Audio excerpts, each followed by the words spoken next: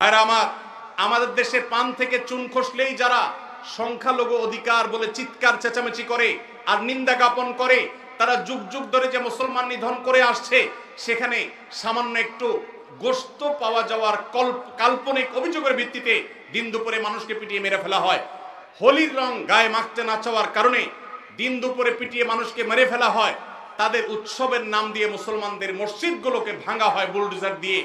যেখানে হাজার বছরের পুরাতন বাবরি মসজিদ ভেঙে সেখানে রাম মন্দির নির্মাণ করা হয়।